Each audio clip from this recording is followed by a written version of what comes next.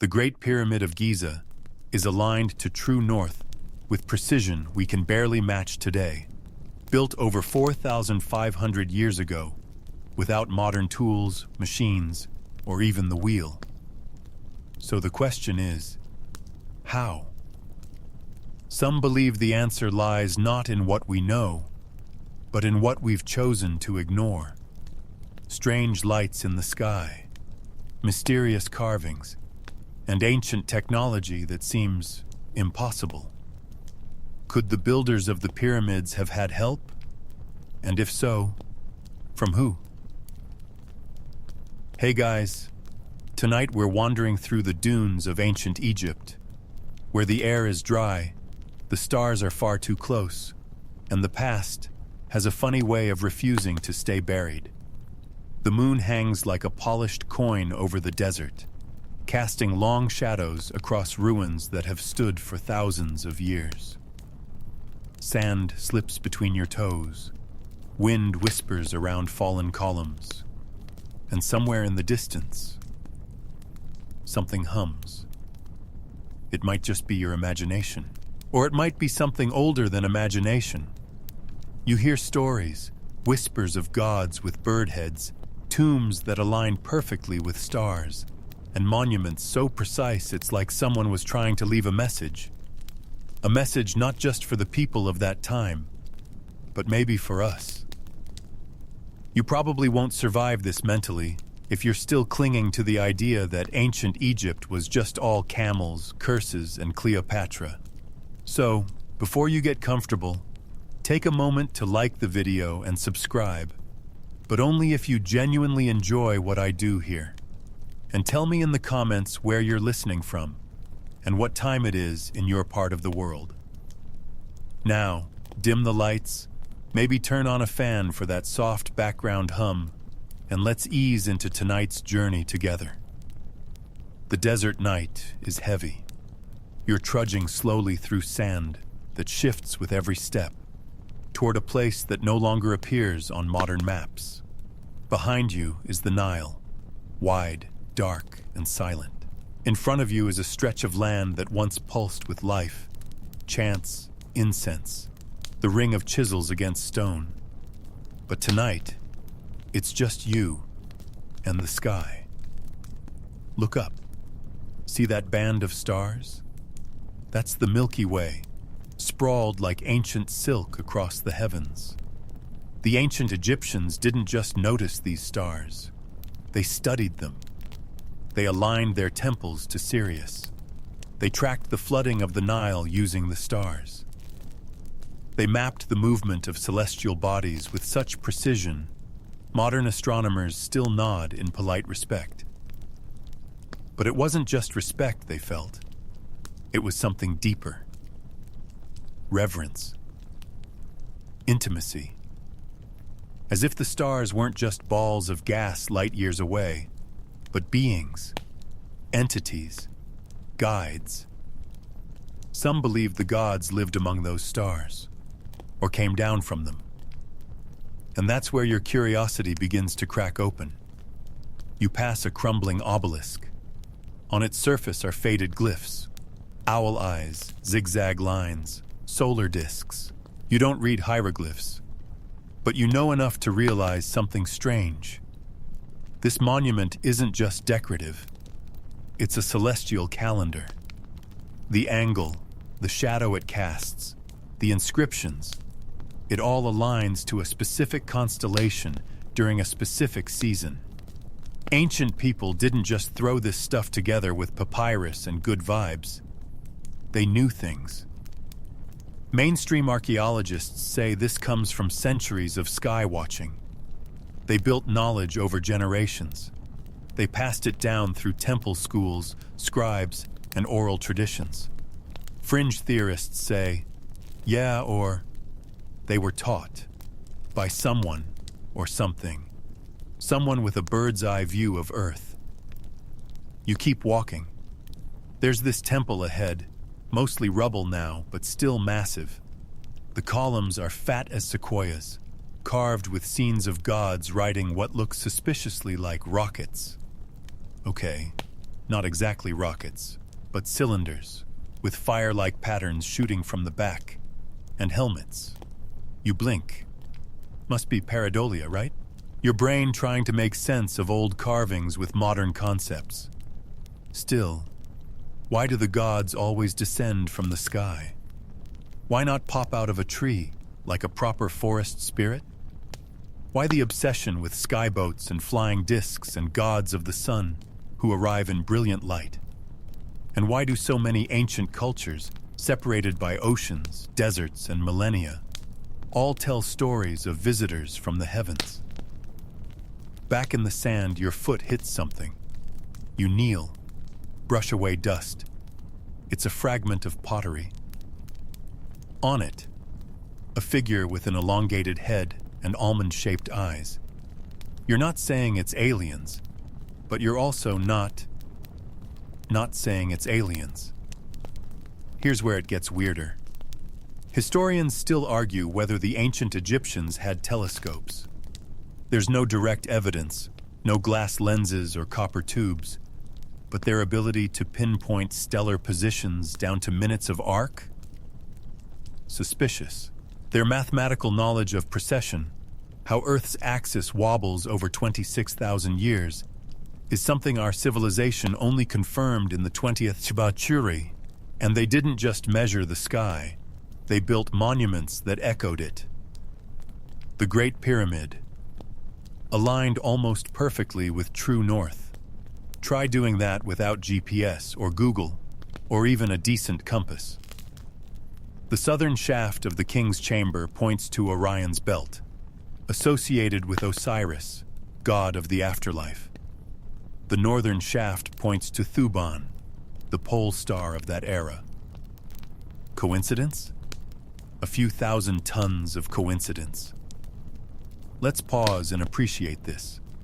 You're standing before a structure taller than a 40-story building, made of 2 or 3 million blocks, each weighing up to 80 tons, and somehow, this thing is so perfectly aligned, it's off true north by only 3/60ths of a degree. Modern builders couldn't replicate that today without digital modeling and maybe a few crying interns. But here's a fringe tidbit. Some believe the pyramids weren't just tombs or monuments.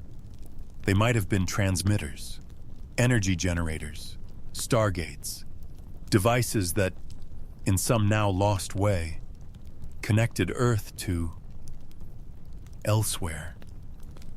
You feel a tingle at the base of your skull. Maybe it's just the breeze, or maybe it's the universe reaching back through time and sand, whispering, you weren't alone. You take a cautious step forward, and the sand shifts beneath your feet.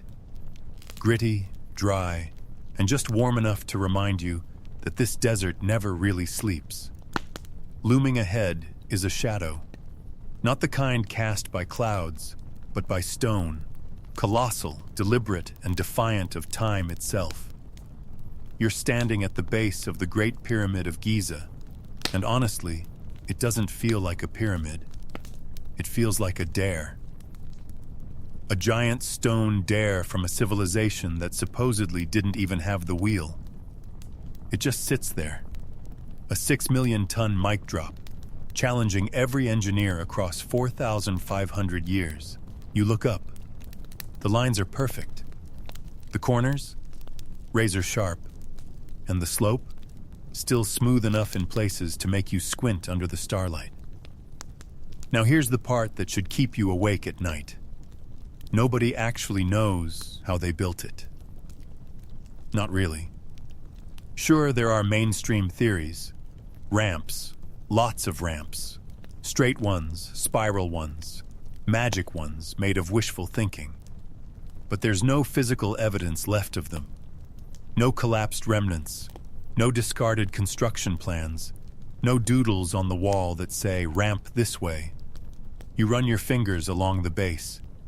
The limestone casing stones, what's left of them, are polished, almost glossy. Some Egyptologists say the pyramid once reflected sunlight so brilliantly, it glowed like a jewel. a glowing mathematical jewel made of 3 million blocks, some placed with less than a millimeter of error. Imagine trying to do that today, with cranes, with laser tools, with an angry foreman yelling into a walkie-talkie, and somehow ancient builders just did it? Over 20 years? With copper chisels and the power of teamwork? Historians still argue whether it was slave labor, skilled tradesmen, or alien construction interns on gap-year vacation. The debate is lively and hilariously inconclusive. But let's lean in a little closer. You enter the pyramid. Inside, it's not exactly like Indiana Jones promised. No booby traps, no snakes, just narrow corridors, hot air, and walls that seem to hum if you breathe too hard. The grand gallery opens up like a throat, rising steeply toward the king's chamber. The stones here are placed so precisely you couldn't slide a playing card between them. The geometry? Spot on. The acoustic resonance? Unsettling. You hum softly. The echo bounces back, clean and deep, like the pyramid is listening. Or maybe it's not an echo. Maybe it's the pyramid replying. Some fringe researchers believe this chamber was never meant for a pharaoh's body. Instead, they say it was built to amplify sound, to harness energy, or to act as a receiver. A transmitter, a monument turned machine. You pause at the sarcophagus, a huge stone box with no carvings, no symbols, and no lid. It's way too big to have been brought in after the chamber was built, meaning it was placed during construction. It was meant to be here. And yet, no mummy has ever been found inside. No gold. No treasures. Just this weird, empty stone box in a room that hums. Mainstream Egyptologists insist it was symbolic. Maybe ceremonial. Maybe they just forgot to bury someone. But it's like baking a cake for a birthday no one ever shows up to. And then there's the so-called air shafts, 2 narrow tunnels angled upward from the king's chamber. Too small for ventilation, too awkward for torches. They just shoot off into space, pointing at specific stars. Why? Because Osiris, god of the dead, was said to reside in Orion's belt, and Ra, god of the sun, sailed toward the constellation Thuban. These shafts might be star guides for a pharaoh's soul, or landing beacons for returning visitors. You step back out into the night, the cool air brushing your face like a sigh. Suddenly, the pyramid doesn't look like a tomb. It looks like a message, or worse, an invitation. You picture someone, or something, watching from the sky, seeing the angles, the alignments, the symbols, recognizing them, responding to them. The crazy part? If aliens did visit Earth in ancient times, this is exactly the kind of structure they'd leave behind. Immense, durable, built to last millennia, like a cosmic post-it note saying, BRB. And maybe they didn't just build the pyramids. Maybe they taught people how. Maybe they whispered secrets through dreams, or appeared as glowing beings in the sky demanding limestone and geometry. One quirky theory even suggests that the pyramids weren't just massive tombs, but giant batteries. That's right. The layout of the inner chambers, the materials used, limestone for insulation, granite for conductivity, and subterranean water channels, all mimic the structure of a power plant. It sounds ridiculous, until you remember that the Great Pyramid once had a gold capstone. Gold is a perfect conductor.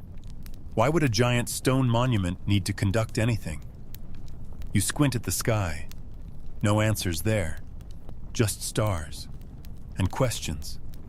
Why build something so precise, so massive, with such intense effort, just to bury a body? Or were the bodies just decoys? Some say we're looking at this all wrong, that the pyramids weren't built by the Egyptians for themselves. They were built for others. Visitors, gods, sky people, aliens. But if that's true, one big question remains. Where did they go? Because they're not here now. At least not in ways we can measure or prove. Maybe they left. Maybe they're watching. Or maybe they're just waiting for us to figure it out. Until then, the pyramids stand, not just as tombs, but as blueprints of the impossible. You're still blinking sand from your eyes when the next story slides into place. One that's equal parts weird, hilarious, and deeply uncomfortable for any science teacher who tries to explain it with a straight face. You're standing inside the Temple of Hathor, at a site called Dendera. It's quiet here. Too quiet. The air is thick, the walls cold, and the glyphs... Well, the glyphs are about to get very weird. You move down a shadowy corridor, torchlight flickering against the stone. The carvings here are intricate. Coiled snakes, lotus flowers, priests holding what look like... Wait. Are those bananas? Nope. That's not fruit. That's the Dendera light. You squint, the carving shows a tube. Big, curvy, shaped like a croissant stuffed with resentment. Inside it, a serpent, stretching from one end to the other. At the base, a figure holds a rod or wire attached to something that looks suspiciously like a power source. What? Fringe theorists look at this and say, that's a light bulb. A weird one, sure, but still a giant prehistoric light bulb with a filament serpent inside and everything. Mainstream historians say, no, that's a symbol of life energy emerging from the lotus flower of creation, etc., etc. Sure, okay, but that coil shape? That thing is shaped like a cathode ray tube on cheat codes. You keep staring at it, and your brain rebels. It wants to believe it's symbolic, metaphoric, spiritual. But your modern brain can't unsee the idea of someone flipping a switch and lighting up a sacred chamber with ancient plasma tech. Some fringe researchers even try to recreate it. There are videos of people on YouTube building their own Dendera bulb using copper wires, glass, and a power source.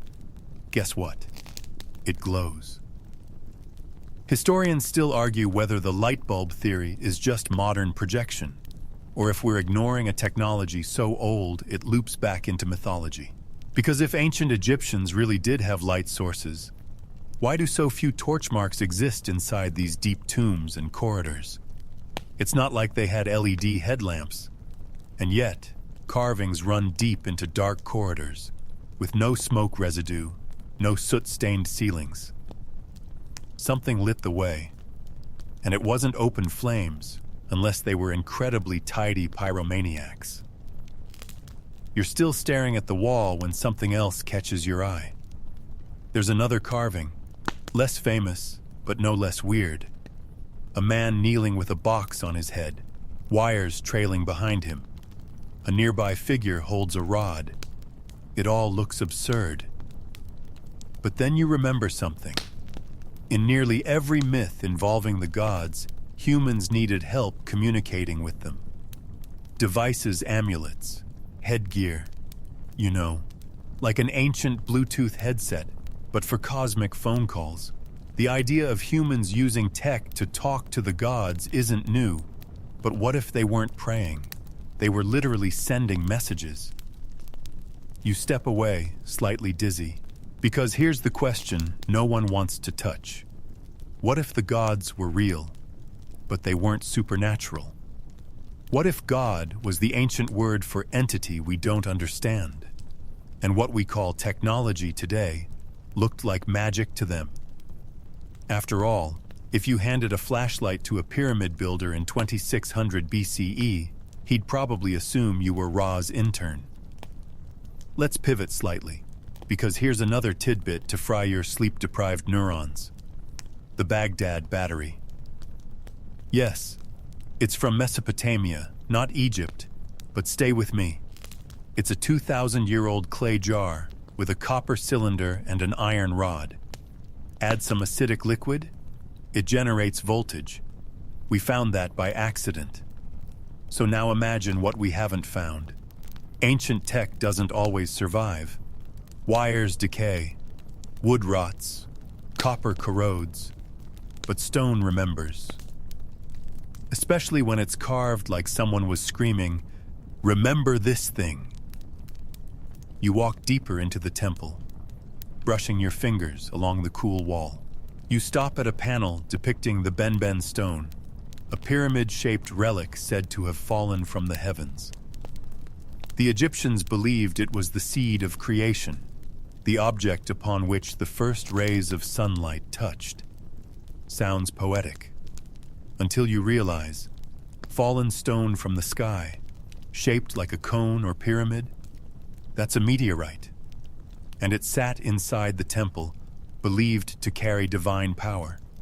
Some say it hummed, others say it was warm to the touch. Fringe believers whisper that the Benben stone was part of a ship, or a device or a literal beacon used to call back whoever left it. You laugh nervously, because again, this could all be myth, or misinterpretation, or ancient people being poetic about the stars. Or it could be people doing their absolute best to describe something utterly beyond their comprehension. Something that glowed, buzzed, hummed, and hovered. You know, like how your grandma describes an iPad. Suddenly, the carvings don't look so silly. They look desperate, like instructions, or warnings. Like someone wanted us to remember the shape of a thing we wouldn't understand for thousands of years. You step outside into the cool desert wind. Above, the stars sparkle like static. You wonder, not for the first time, if they're watching. Not the gods, the engineers, the ones who dropped off a weird banana light bulb and vanished into myth. You're back in the desert now. It's sometime after midnight, and the stars are still gossiping above you, brighter than any city could ever allow. The wind is a low hiss through the dunes, whispering tales no one asked for, but everyone somehow remembers. Ahead is Abydos, one of the oldest and most sacred sites in Egypt. It was a pilgrimage destination for thousands of years, a holy place for honoring Osiris, god of the dead. But tonight, you're not here for Osiris. You're here for something stranger. You step into the temple of Seti I, a glorious ruin. Pillars rise like stone lungs in the dark. The place smells like thyme and old incense and possibly ghost sweat. It creaks when it shouldn't. And then you see it. The helicopter. No, seriously. Carved into a stone beam near the ceiling, so high you wonder if it was meant to be seen at all, is a sequence of symbols that, if you tilt your head just right and squint a little bit, look like a helicopter, a tank, a submarine, a flying saucer. Depending on how much sleep you've had and how many YouTube videos you've seen, the fringe crowd eats this stuff like it's conspiracy sushi. Proof, they cry. The ancients saw futuristic technology. Mainstream Egyptologists, they sigh, deeply, and say it's a palimpsest, a fancy word meaning, oops, someone carved over something else. Basically, they think a later pharaoh, possibly Ramses II, plastered over Seti's old carvings, and when the plaster fell off centuries later, the overlapping hieroglyphs created weird hybrid shapes. It's like stacking two Instagram filters, and suddenly your face becomes a duck. an innocent mistake. Historians still argue whether this is a simple carving error, or a message buried so deep it took us millennia to even recognize it. You stare at the symbols. Yes, the helicopter could be a mix of a reed boat and a falcon wing. The tank might be a throne glyph half-eaten by erosion. That's all very sensible, logical, but you can't unsee it. The shape is there. Your brain wants it to be a Black Hawk. It's like the glyphs are winking at you. You move along the wall, running your hand across rows of images that make perfect sense, until they don't. Figures hold orbs. Gods raise wands. Beings wear what look like helmets, even antennae.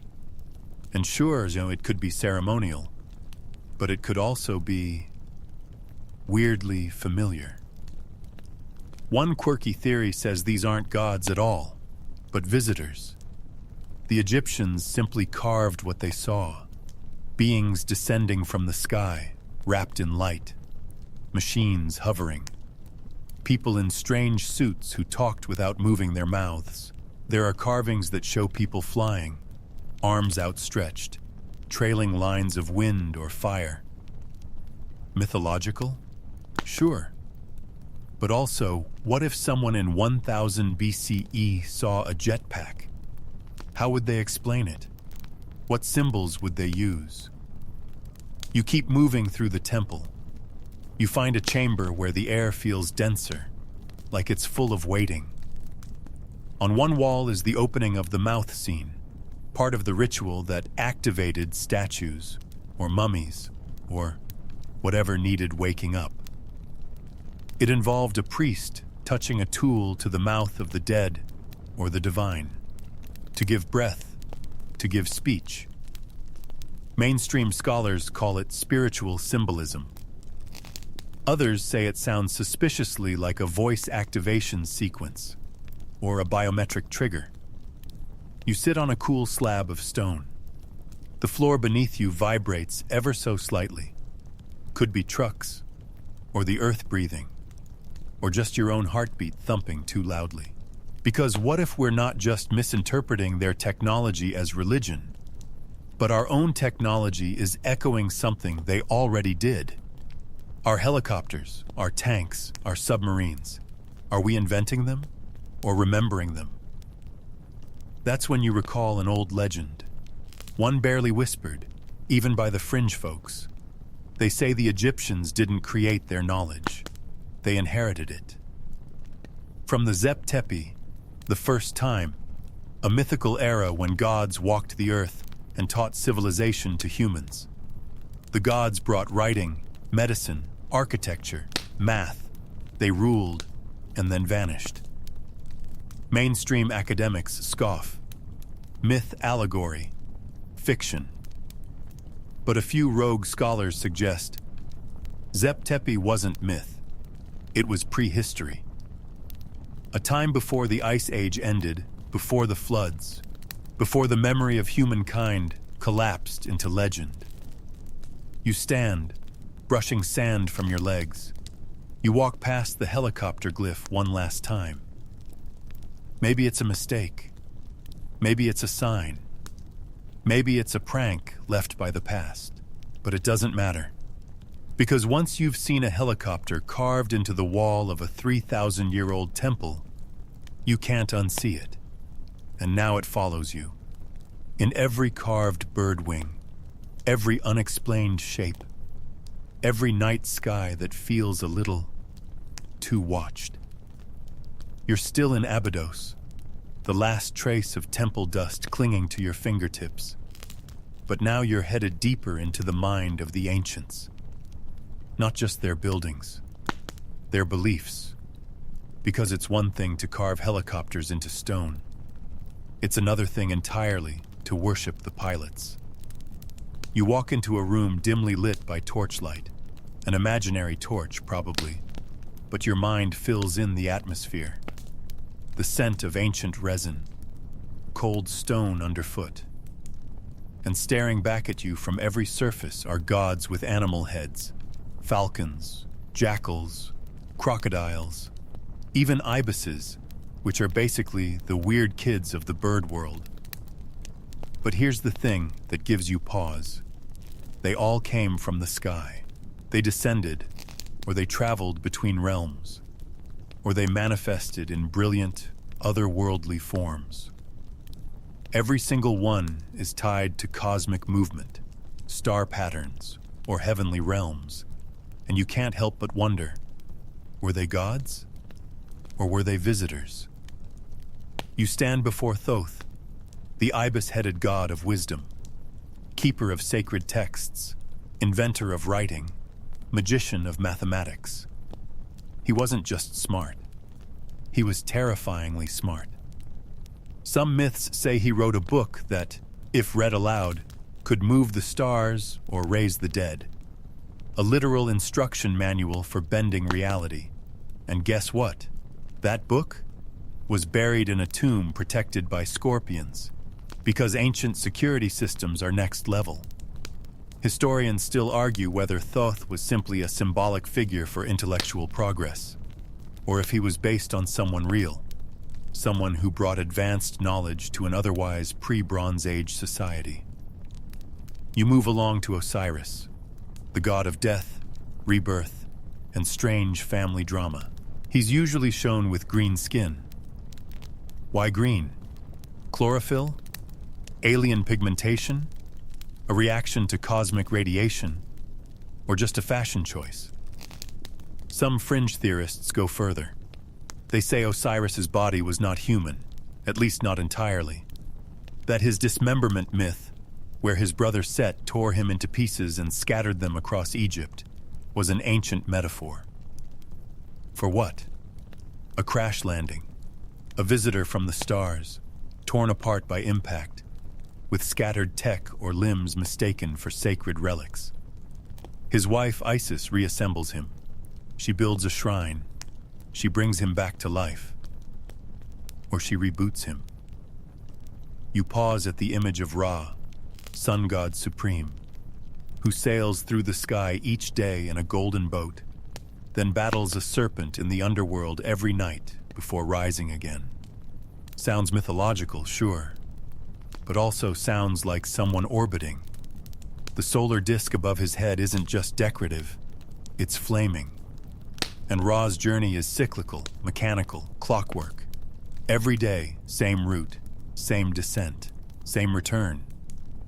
And what about Anubis, the jackal-headed embalmer? The one who leads souls to judgment, weighs hearts, and operates like a divine customs officer. In some versions of the myths, Anubis doesn't just protect the body. He transforms it, prepares it for the stars, for the next realm. And who prepares bodies for long-distance travel in cold, hostile environments? Right. Scientists, or engineers, or people who know exactly what zero-gravity preservation looks like. You're starting to notice a pattern. The gods aren't just whimsical creations of a pre-scientific people. They're categorized, specialized, even modular.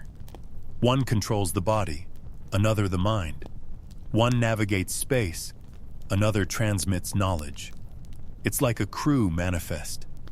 A crew of beings with designated roles, each tied to the stars. One quirky idea floating around fringe circles? The Pantheon Protocol. A theory suggesting ancient gods were not individuals, but titles passed down among a group of visitors over generations. So Thoth wasn't a person. He was the role of data keeper. Was the pilot. Horus was the protector. A rotating cast of interstellar professionals with nice helmets and a flair for dramatics. You roll your eyes, but only a little, because deep down, you're starting to feel it too. These weren't just stories. They were descriptions, fractured poetic attempts to explain what the ancients experienced. Not with science, but with symbolism. After all, if a spaceship landed in your backyard tomorrow and a glowing figure stepped out holding a staff that zapped mosquitoes from 10 feet away, you'd call it magic too. You lean against a column, Hieroglyphs dance across your vision, and suddenly, even those feel technical. Not just letters, but components, symbols with circuitry, a language of engineering disguised as art. The ancients built temples to honor these gods. But maybe they were docking stations, places where the divine arrived, or recharged, or repaired their bird-shaped helmets. And if these beings walked among the Nile's banks, under the same stars you're standing beneath now, maybe they left more than stories. Maybe they left instructions. You glance up at the ceiling, painted with stars, planets, constellations you barely recognize. Some are real, some shouldn't exist. Some look like they came from a different sky entirely. You feel it again. That gentle itch at the base of your spine. You're not alone. Not in this temple. Not in this story. And maybe not in this galaxy. You leave Abydos behind, dust still clinging to your clothes, but now you're heading toward one of the most iconic and ominous figures in all of Egypt. No, not the pyramids again. Not yet. This time it's the Sphinx. Yeah, that Sphinx. Big stone cat, human face, eternal side-eye. You know her. You've probably seen her in memes with laser beams photoshopped from her eyes. But standing before her now, in the cool hush of desert night, there's nothing funny about it. She's massive, older than old, and she's watching you. Like really watching you. You step closer, feet crunching against rock chips and gravel. The body is weathered, ridged like melted candle wax. The face is pitted, proud, half eroded. But the presence, that's untouched. She radiates mystery, and maybe something more. Mainstream Egyptologists will tell you the Sphinx was built around 2500 BCE, probably by Pharaoh Khafra, and maybe, just maybe, as a symbolic guardian of his pyramid complex. Reasonable, sensible, comfortingly boring. But here's the problem. Even that dating is fuzzy.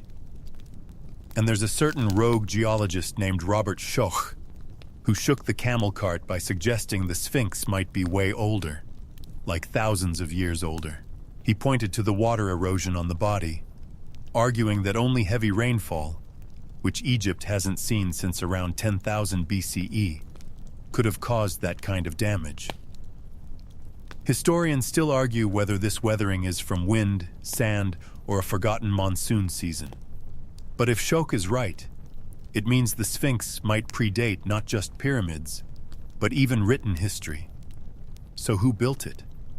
Or better yet, what's underneath it? That's the real juicy bit. There are rumors, old ones, new ones, some whispered through dusty books, others blared in late-night alien documentaries. The idea is simple and completely insane. There's a hidden chamber beneath the Sphinx. Some call it the Hall of Records, a secret vault left behind by Atlanteans, or alien visitors, or an advanced pre-flood civilization with tech that made the iPhone look like a soup spoon. And here's where it gets freaky.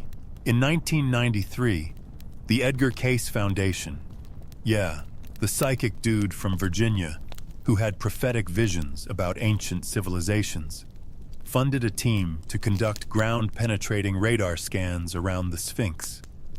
And guess what they found? Anomalies, rectangular voids, underground cavities, perfectly shaped, right where Casey said the Hall of Records would be. You blink like, what? Of course, Egyptian authorities quickly stepped in.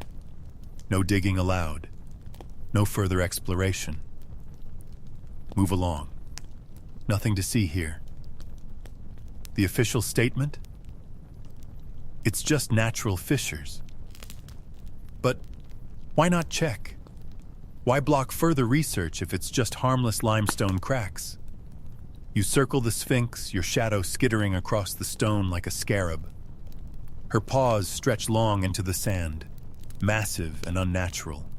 And between them, a sealed shaft, a real one, once led straight into her chest. It's been closed for decades. No one's allowed inside. You reach for the edge of the monument, placing your hand on the cool stone. It's ancient, rough, humming with age. But what if it's not just a sculpture? What if it's a marker, a lock, a code? One fringe theory: the Sphinx is the key to something bigger. That once its secrets are unlocked, humanity will gain access to forbidden knowledge. A cosmic level up, courtesy of our celestial tutors. And the chamber below? It's not a treasure vault. It's a data center, or a hibernation pod. Or worse, a warning. You crouch low, ear to the ground. No hum, no heartbeat, just wind.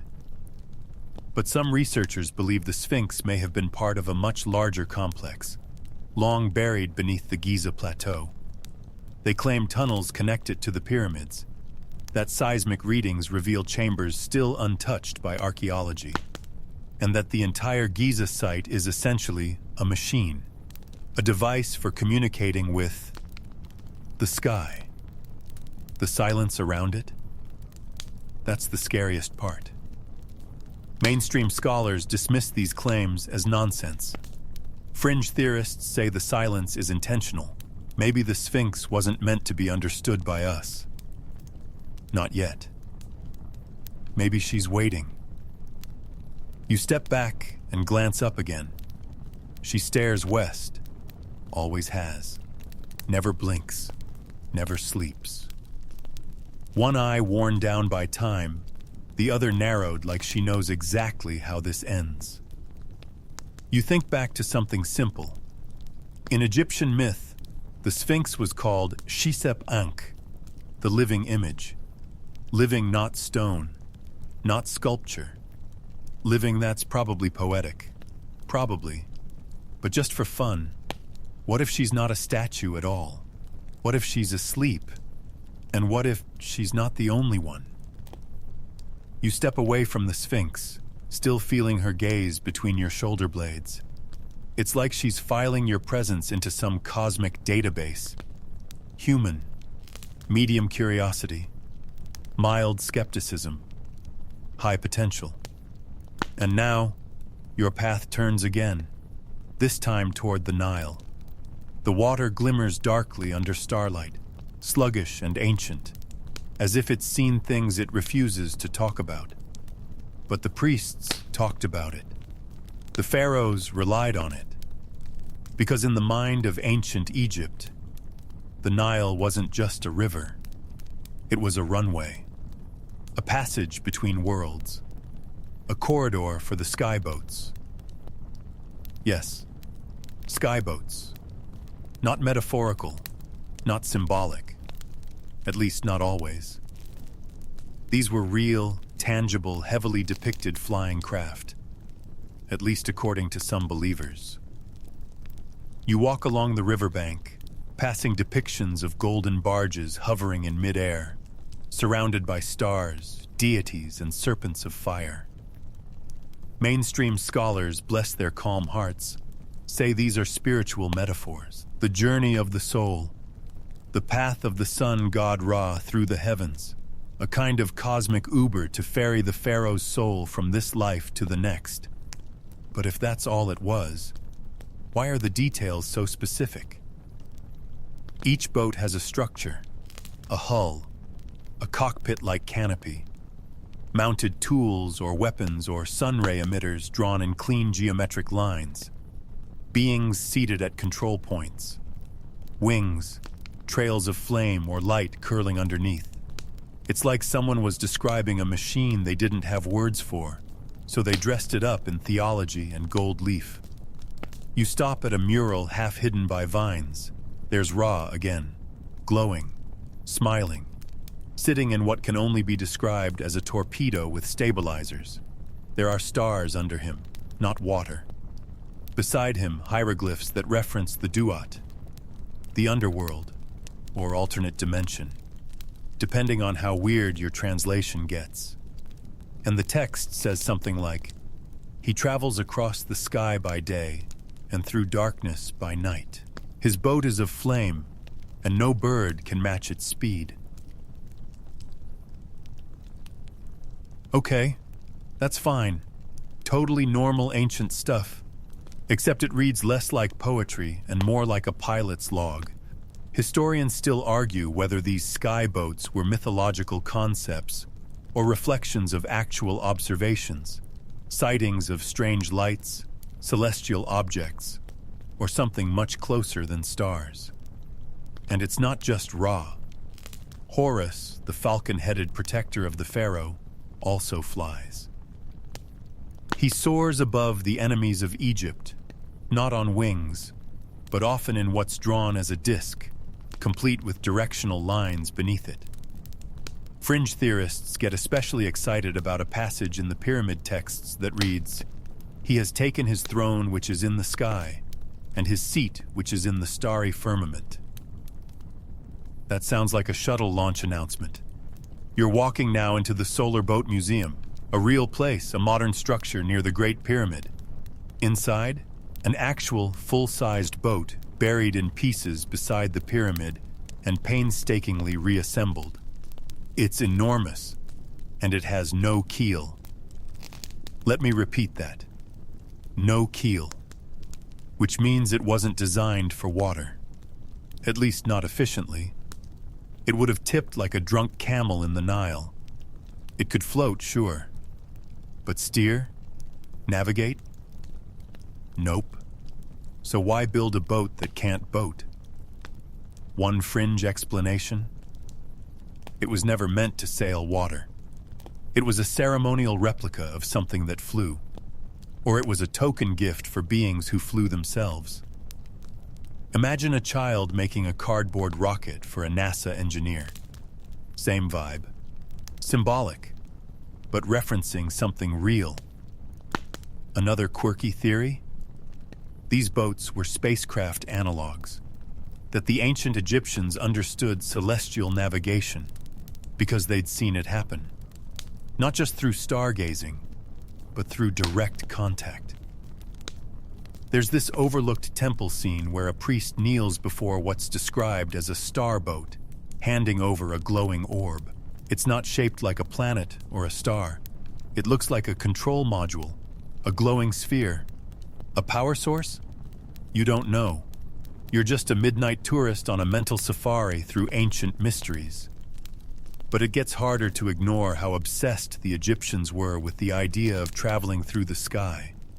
Not just symbolically, but mechanically. And it's always the pharaohs who get the ride.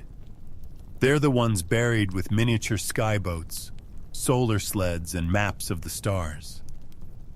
Normal people? They get a couple of scarabs and a side-eye from Anubis. Why the exclusivity? One theory: the pharaoh wasn't just a king, he was a hybrid, part human, part something else. The divine right to rule wasn't just politics, it was genetic. He had the bloodline that allowed him access to the skyboats, the codes, the keys, the tech, the flying chariots of the gods. And when he died, he returned to them. That's what the temples whisper. That's what the stars were charted for. That's why entire lives were spent preparing tombs, not for the body, but for the departure. You pause by the Nile again. The wind off the water is soft, 1,000 years deep. You stare up at the sky. 3 points shimmer above the horizon. Orion's belt. You suddenly realize the stars haven't changed. Not really. They've been there this whole time. Watching, waiting, reflecting. And somewhere out there, maybe still flying, is a golden boat, headed home. You're not far from Amarna now. The wind here feels different, like it carries secrets that haven't been told in a very, very long time. The land rolls with low hills and broken rock, and there's a tension in the air that tastes like copper. You've arrived at one of the strangest chapters in ancient Egyptian history. A blip, an anomaly. A whole city built out of nothing, and then abandoned.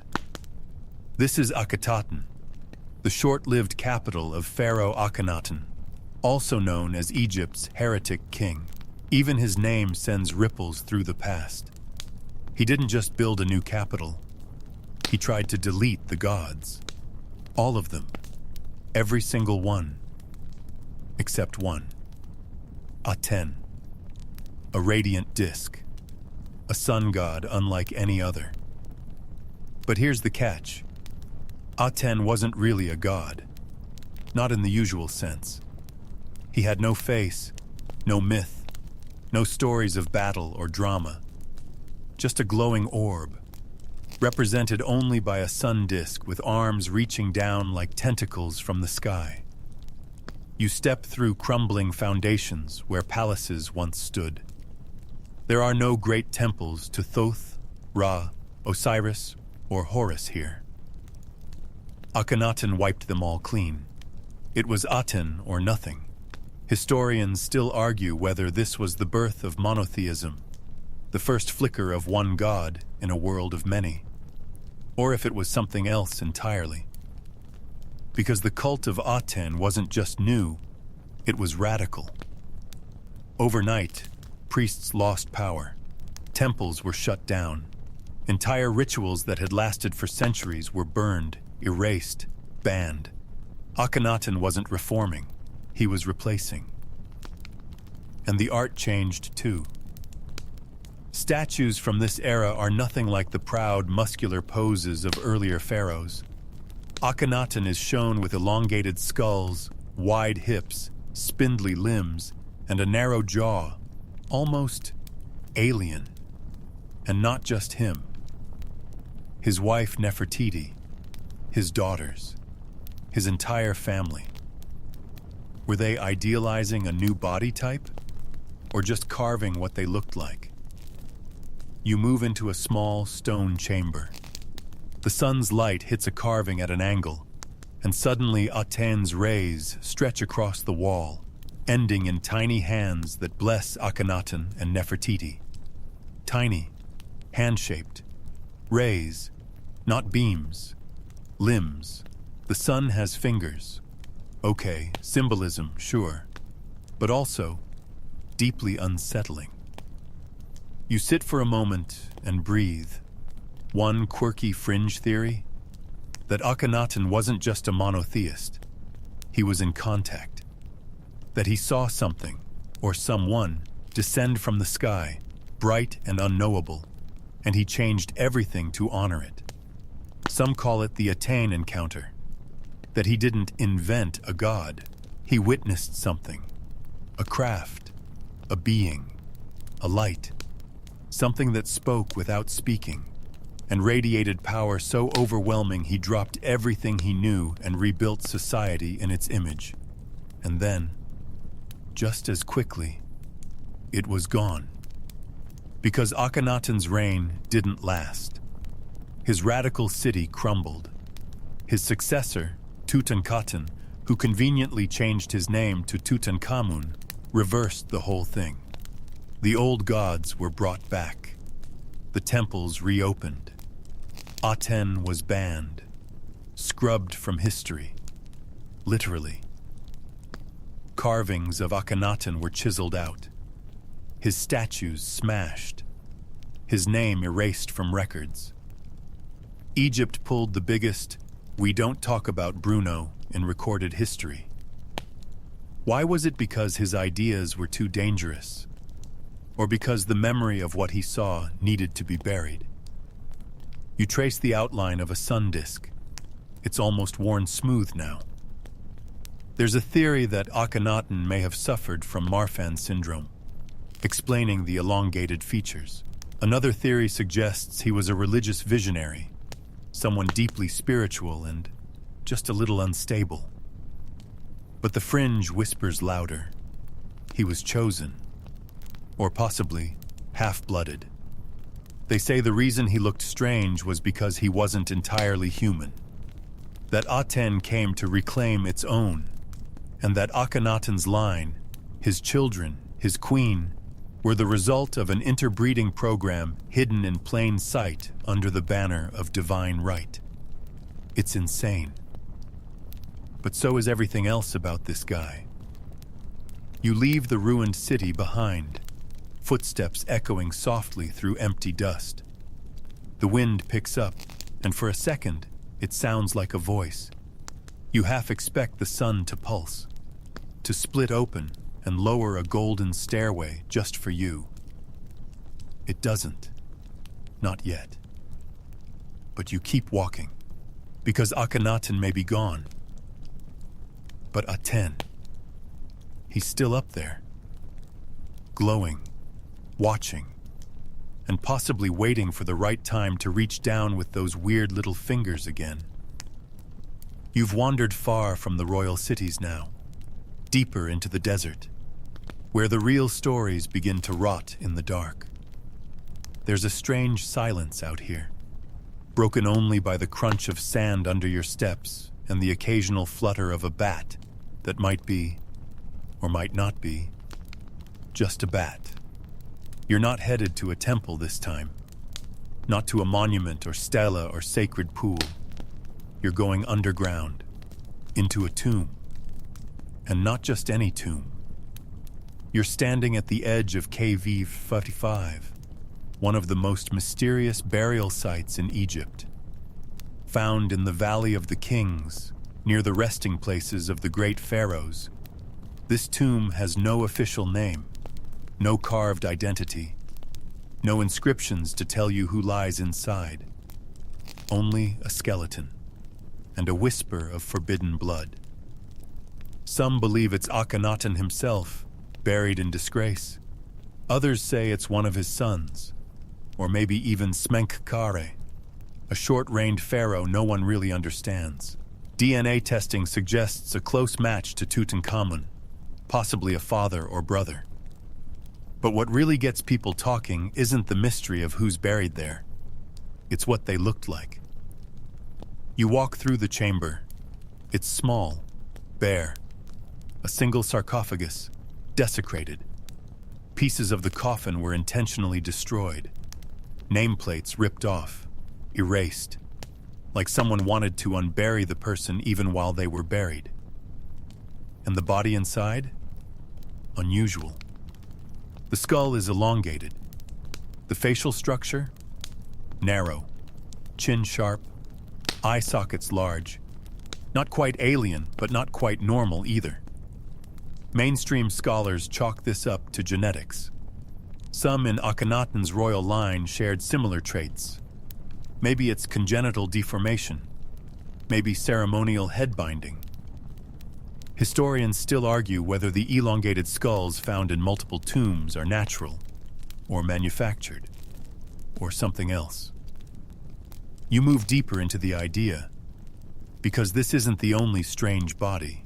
In storage rooms beneath the Cairo Museum, and in forgotten crates across various excavations, there are fragments. Mummified remains that don't match normal proportions, arms too long, hands with extra digits, skulls without sutures, bones that have no clear human analog. Of course, most of these claims come from leaked photos, questionable documentaries, and Reddit threads you probably shouldn't be scrolling at 3 a.m. But one quirky detail keeps surfacing: the missing hearts. In ancient Egyptian mummification, the heart was sacred. It was the seat of the soul. It was weighed in the afterlife to determine your fate, so it was always preserved. But in several royal mummies, the heart is gone, not removed, missing. No trace, no incision, just gone. Why one theory suggests the hearts were taken by beings who needed them for study or for harvesting, or maybe even as currency in a biological exchange. You shudder. Maybe that's a little too sci-fi for tonight. So you shift your focus back to Tutankhamun. Everyone loves Tut, the boy king, golden mask, the guy with the blinged-out sarcophagus, and a name you can almost pronounce. But here's what most people don't know. Tut had serious health issues. He walked with a cane, had a cleft palate. He suffered from malaria. His foot was clubbed. He died young, maybe from a fall, maybe from a genetic disorder, maybe from interbreeding gone wrong, or maybe from something else entirely. His tomb was unusually small for a pharaoh. Rushed, sloppy, almost like someone was trying to get him underground before anyone noticed. And his body? Burned, charred black, as if it had been exposed to sudden, intense heat, high enough to carbonize flesh.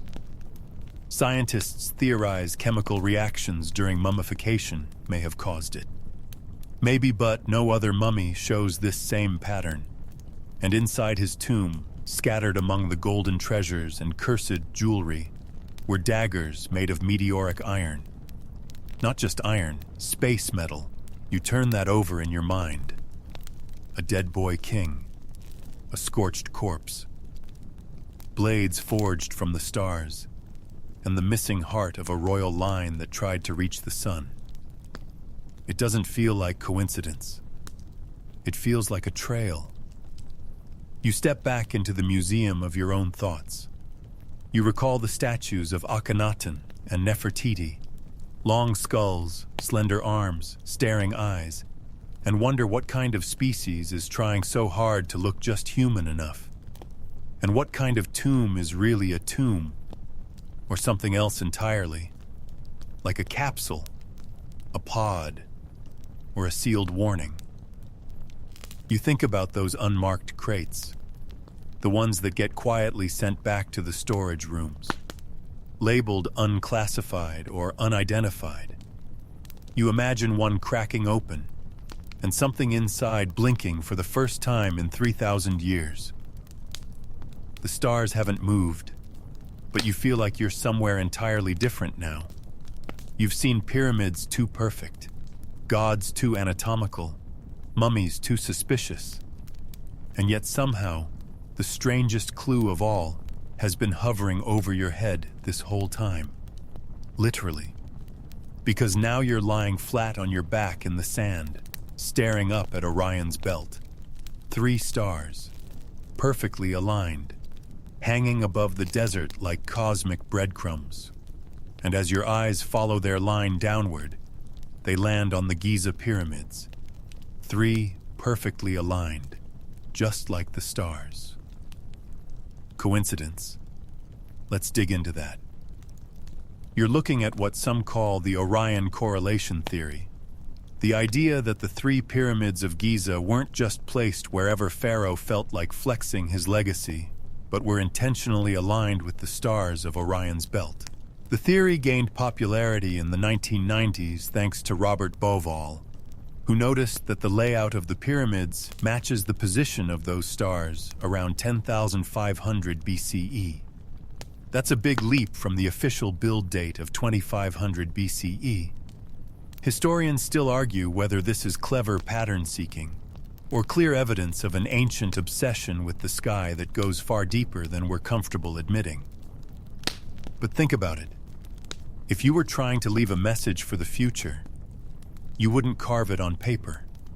You'd build it out of stone, in a shape so distinct, so massive, and so astronomically precise that anyone, thousands of years later, could look up and see exactly what you meant. The pyramids themselves aren't just aligned north-south. They match the cardinal directions with sub-degree accuracy.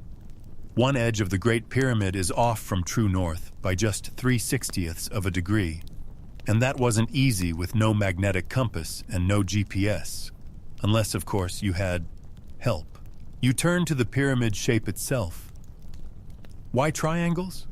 Why not cubes or spheres or something sexier? Well, triangles are stable, but they also resemble mountains, the ancient symbol of cosmic connection. In many early cultures, including Egypt's, the tip of the pyramid was thought to pierce the sky, reaching the gods, or reaching something else. One quirky theory posits that the pyramids were energy conductors, that their placement, shape, and materials allowed them to channel Earth's natural resonance and amplify it upward, toward, you guessed it, Orion. A few fringe researchers even go further. They believe the pyramids weren't just aligned with the stars. They were activated by them, like a pairing process, like interstellar Wi-Fi. Look again at the shaft from the king's chamber. It points directly at Alnitak, the leftmost star in Orion's belt, during the pyramid's build era. Not a random alignment, a targeting system. The ancients called Orion Sa, often associated with Osiris, god of rebirth and the afterlife. The belief was that the pharaoh's soul would ascend to these stars after death, not metaphorically, but actually. His soul was launched. The pyramid was the pad. And Osiris? The destination. You sit up slightly. In the distance, the pyramid looms like a black blade against the night sky. You can almost see the angle, the geometry, the precision. How did they do this? The quarrying, the transportation, the placement. Even if humans built it, just humans, it required a level of engineering, planning, and cosmic awareness we still don't fully understand. And if it wasn't just humans, then the whole Giza plateau becomes less of a graveyard and more of a map. Orion above, pyramids below, and between them, us. Now here's a darker twist. Some claim the alignment isn't just about where the aliens came from, but when they'll return. That the pyramids are part of a celestial calendar, that when Orion returns to the exact same position it occupied during Zep Tepi, the mythical first time, it will trigger something. A signal, a gate, a reunion. And wouldn't you know it? The Earth's axial precession, a 26,000-year cycle that slowly shifts the position of stars in our sky, is bringing Orion back into alignment. Not tomorrow, but soon. Soon enough to make you think twice about that strange dream you had last week. You stand now, brushing sand from your back, and take one last look at the trio of pyramids. Silent, patient, waiting. And then your gaze returns to the stars above. Perfect symmetry, cosmic reflection. Like two mirrors facing each other across the vastness of space. One made of stone, the other made of light. You're standing on the edge now, not of the desert, but of the idea. Because here's the thing. For the past 10 sections, you've been building a case, piece by dusty piece. Pyramids too precise, tombs too weird, skyboats, alien gods, missing hearts, elongated skulls, celestial alignments. It's starting to add up. But tonight, right here, you have to ask the hardest question of all. What if it wasn't aliens? What if it really was just us? You take a step back, mentally, and look at everything through the lens of human achievement. What if the Great Pyramid was an act of architectural genius, the product of tens of thousands of laborers, centuries of evolving techniques, and a culture so obsessed with death and the afterlife that they literally moved mountains to reach eternity? What if the helicopter glyphs were just eroded symbols stacked in the world's most inconvenient overlap? What if the Dendera light was a lotus blossom and a snake and nothing more? What if elongated skulls were head binding, and missing hearts were just the result of chaotic mummification errors, and those crazy meteoric daggers in Tut's tomb were exactly what they looked like? Badass blades made from space metal because Egyptians were just that extra? It sounds reasonable, clean, safe. Until you remember that safe explanations rarely feel this weird. You look at the tools found at construction sites, copper chisels, wooden sleds, rudimentary pulleys, and ask yourself how those things moved 80-ton granite blocks hundreds of miles without breaking or cracking. You look at the precision of their layouts, their alignments, their symbology, and wonder how a pre-scientific society tracked the stars more accurately than we did until very recently. You look at the temples, the statues, the sheer volume of work that went into carving, shaping, hauling, painting, and it starts to feel like something drove them, something more than religion, more than fear of death. It feels like someone was watching. Maybe the alien theory isn't literal. Maybe it's not about glowing saucers or humanoids with green skin. Maybe alien means knowledge that didn't come from within. What if humanity got a little nudge? Just a hint, a gift, or a crash? You walk through that possibility like a labyrinth. Let's say, just hypothetically, that someone did visit, a long, long time ago. So long ago, their memory degraded into myth. They showed up, interacted with people, shared some ideas, maybe helped build a few things. Maybe one of them stayed. Maybe they left something behind. Maybe they took something with them. And then they left. Or we forgot. Or they were buried. And now all that's left are echoes. You glance back at the Hall of Records theory, the idea that under the Sphinx lies knowledge waiting to be rediscovered. Not alien blueprints, not UFO schematics, but maybe just the truth about where we came from. A missing chapter, the first chapter. But here's the maddening part. If the ancients were helped, we haven't cracked their message. And if they weren't helped, we still don't understand how they did what they did. So either way, we're in the dark. There's a fringe argument, one that sidesteps the little green men entirely, that humans were once much more advanced, but were knocked back to the Stone Age by catastrophe. A comet, a solar flare, a flood, a war. That ancient Egypt was a reboot, a second act, picking up the pieces of something we already lost. And the gods? Maybe they were survivors. From the first age, holding on to knowledge, passing it down drop by drop through mystery schools and myth. This version says we are the aliens, not from another planet, but from another time. You pause on that, because maybe the best kept secret in Egypt isn't what's under the sand, but what's buried in our own memory. You hear it sometimes, in the way people stare at the pyramids like they've seen them before, in dreams, in déjà vu, in the gut feeling that something is off, that we're not the first, we're the echo. And maybe the pyramids aren't calling out to the stars. Maybe they're calling inward, to us, to remember.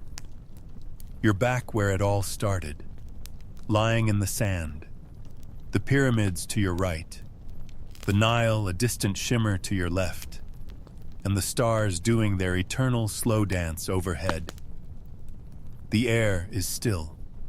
The desert breathes around you like a giant sleeping beast. You close your eyes for a moment, and all the pieces you've gathered begin to whisper. The gods with animal heads who may have worn helmets. the light bulb-shaped reliefs glowing in temple walls, the impossible construction, the erased names, the tunnels no one is allowed to open, the charred corpses, the missing hearts, the metal from the stars, the pyramids that reflect the heavens like mirrors built by memory. You open your eyes again. Now comes the final question. What if they really did? What if the ancient Egyptians were contacted by beings not of this earth, or not of this time, or not quite either? What would that mean? Maybe it wasn't a grand invasion. No mothership, no space war, no lights flickering over Cairo.